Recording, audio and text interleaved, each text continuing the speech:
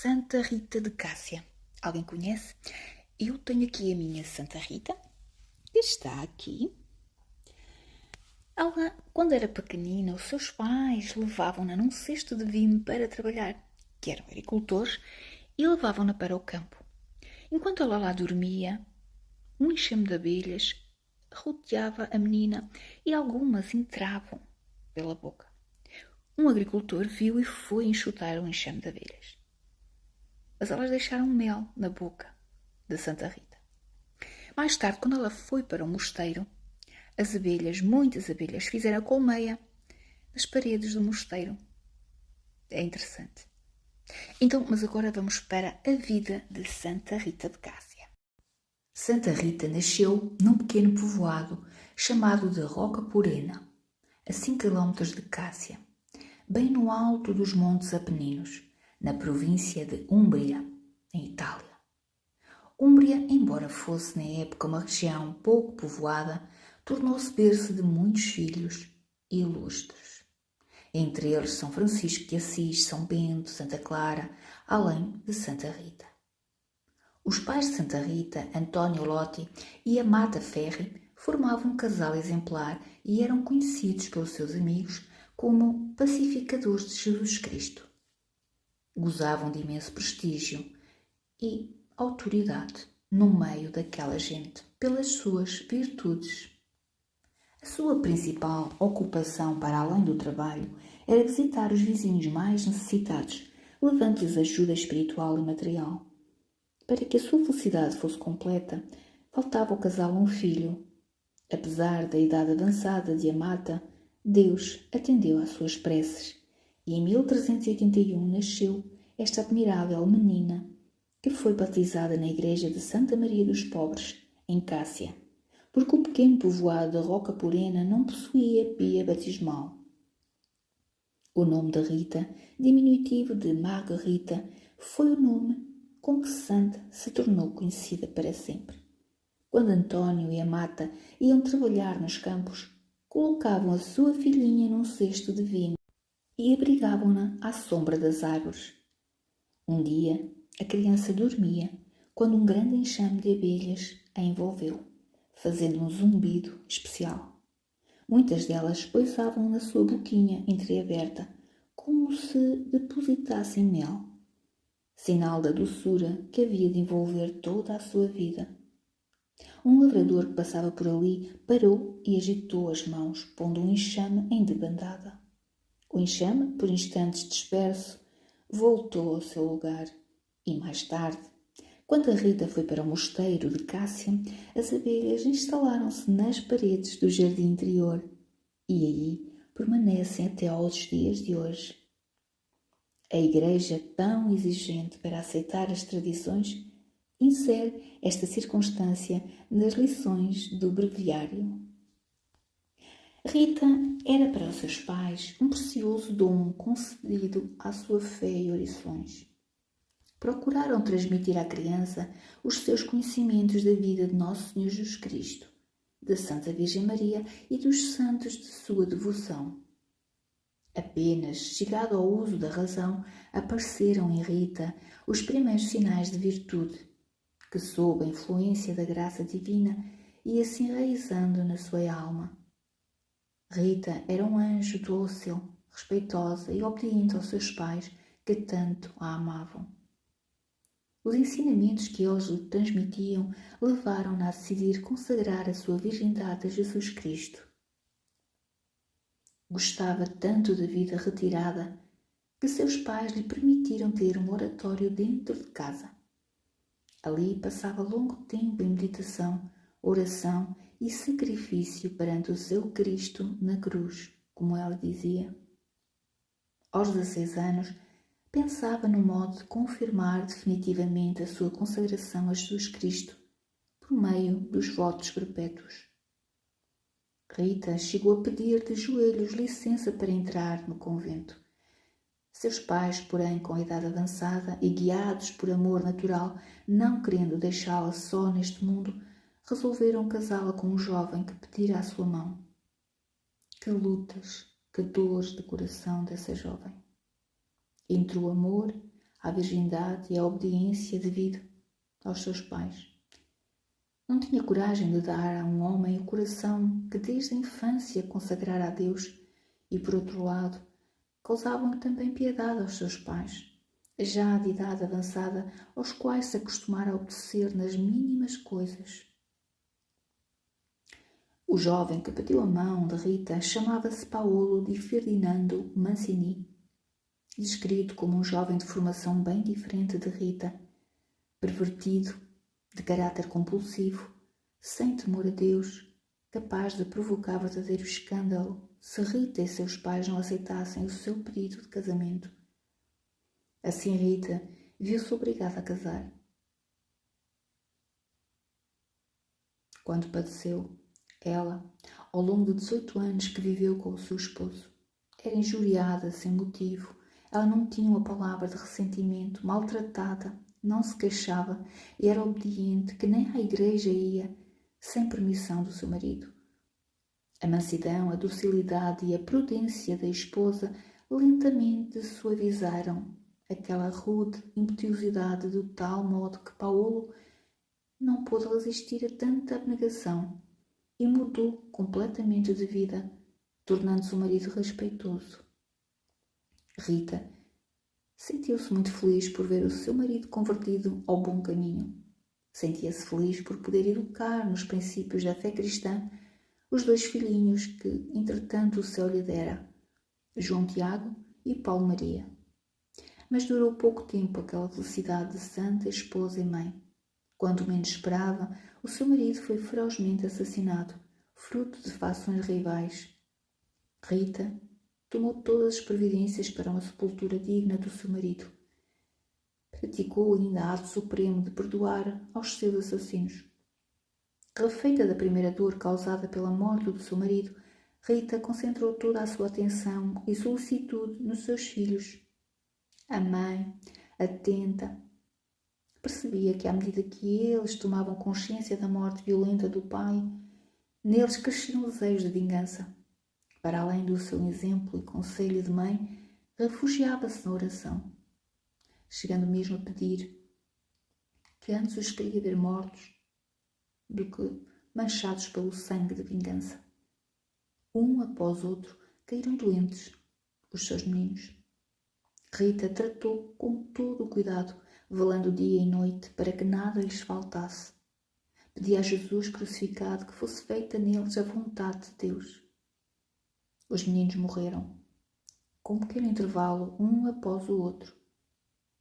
Rita depositou os corpos dos seus filhos ao lado do seu marido e ficou só, mas com Deus. Desligada dos laços do matrimónio e dos cuidados maternais pela morte do esposo e dos filhos, Rita passou a dedicar-se com afinco à prática das virtudes, às obras de caridade e à oração.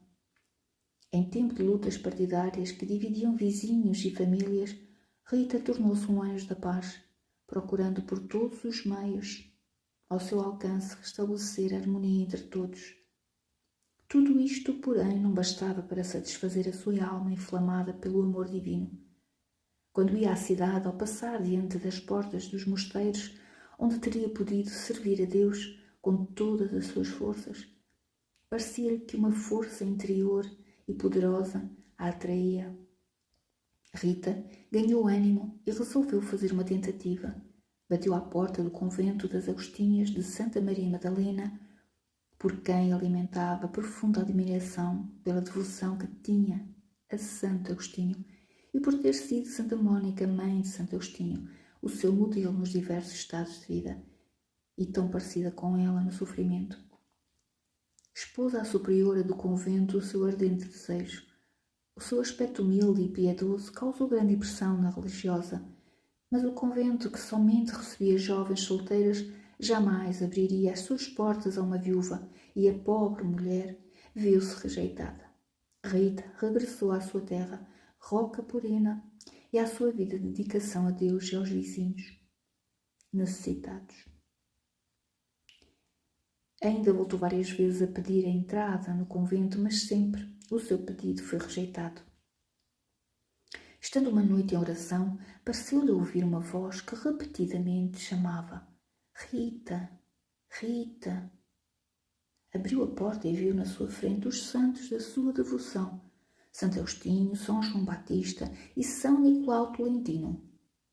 Seguiu-os em êxtase e logo estava em Cássia, no coro do convento de Santa Maria Madalena. Quando as religiosas se dirigiam ao coro para em comum rezarem o ofício divino, encontraram Rita de joelhos em profunda meditação.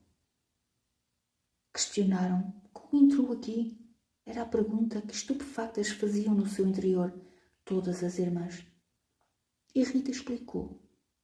As freiras ficaram impressionadas com o relato e, diante de tal milagre, reconheceram os desígnios de Deus e admitiram-na, jubilosas em sua companhia.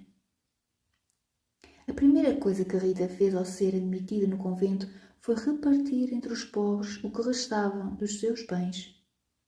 A obediência era a regra de ouro no convento. As noviças eram postas à prova nesta virtude, através de tantas vezes de ordens aparentemente absurdas. Segundo a tradição, a superiora do convento ordenou a Rita que regasse de manhã e à tarde um tronco de videira ressequido e já destinado ao fogo. Rita não ofereceu dificuldade alguma e com admirável simplicidade cumpria essa tarefa diária. Passaram tempos e tempos, mas um belo dia as irmãs se assombraram. A vida reapareceu naquele tronco ressequido. Surgiram brotos, apareceram folhas e uma bela videira desenvolveu-se maravilhosamente, dando fruto a seu tempo. A videira ainda hoje lá está, viçosa no convento. Em 1443, na pregação da Quaresma, Rita ficou profundamente sensibilizada pelo sermão da Paixão do Nosso Senhor. Voltando ao convento, profundamente emocionada pelo que ouvira, prostrou-se diante da imagem do crucifixo que se achava na capela interior e suplicou ardentemente a Jesus que lhe concedesse participar dos seus sofrimentos. E eis que um espinho se destacou da coroa do crucifixo e veio a ela e cravou-se na sua fronte. Rita perdeu por tempos os seus sentidos. Quando voltou a si, lá estava a ferida, atestando o doloroso prodígio, ferida que a acompanhou durante 15 anos. Em 1450 foi celebrado o jubileu em toda a cristandade e como algumas irmãs se preparavam para ir a Roma, Rita manifestou um ardente desejo de as acompanhar. Mas pelo seu estado de saúde agravado pela ferida de espinho na fronte, as irmãs acharam que Rita não devia ir. Mais uma vez a oração foi mais forte. A ferida desapareceu. Foi a Roma, como era seu desejo. De regresso, a ferida reapareceu, causando-lhe grande sofrimento. Em meio das dores, conservara sempre serenidade e um sorriso encantador brilhava no seu rosto. Na última enfermidade, que durou 4 anos, veio visitá-la uma sua parente. Rita agradeceu-lhe e, ao despedir-se, fez-lhe este pedido. Vai ao jardim que fica ao lado da tua casa e traz-me uma rosa. Era o mês de janeiro, quando os campos estão cobertos de neve e a vegetação morta. A parenta não me deu crédito, pensando que Rita delirasse. Contudo, para lhe ser agradável, dispôs a fazer-lhe o pedido. E regressando a casa, viu surgida da neve uma linda rosa. Cortou-a e levou-a à enferma. Rita tomou-a nas suas mãos e colocou-a junto do seu Cristo. O estado de saúde agravava-se e as dores tomavam-se insuportáveis.